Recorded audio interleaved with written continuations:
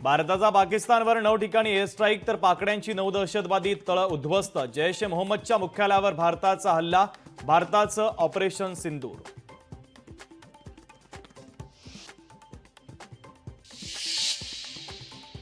भारतासाठी अभिमानाचा दिवस ऑपरेशन सिंदूर नंतर पंतप्रधान मोदींकडून भारतीय सैन्याचं कौतुक।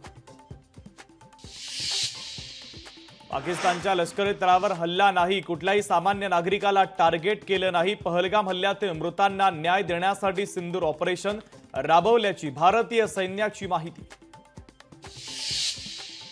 ऑपरेशन सिंदूरमध्ये मसूद अझहरच्या कुटुंबातील 14 सदस्यांचा मृत्यू। मीही मेलो असतो तर बरं झालं असतं, संपूर्ण कुटुंब ठार झाल्यानंतर अझहरची प्रतिक्रिया। एअर स्ट्राईक नंतर बिथरलेल्या पाकिस्तानकडून सीमारेषेवरील राजौरीमध्ये गोळीबार, काही स्थानिक नागरिकांचा या गोळीबारात मृत्यू।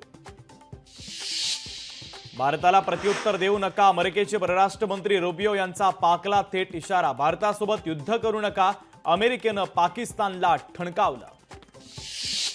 भारताच्या ऑपरेशन सिंदूरनंतर पाकिस्तानच्या पंजाब प्रांतात आणीबाणी घोषित। पाकिस्तानकडून लाहोर, सियालकोट विमानतळ बंद, दोन्ही विमानतळ पुढील 48 तासांसाठी बंद। पाकिस्तानातील हल्ल्यानंतर बलुचिस्तानमध्ये आनंदोत्सव। भारताच्या ऑपरेशन सिंधूनंतर बलुचिस्तानमध्ये जल्लोष।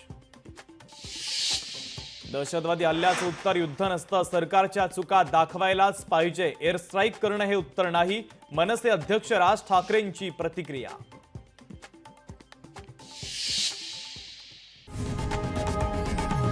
लोकशाही मराठी ऐका, पहा, जागरूक रहा।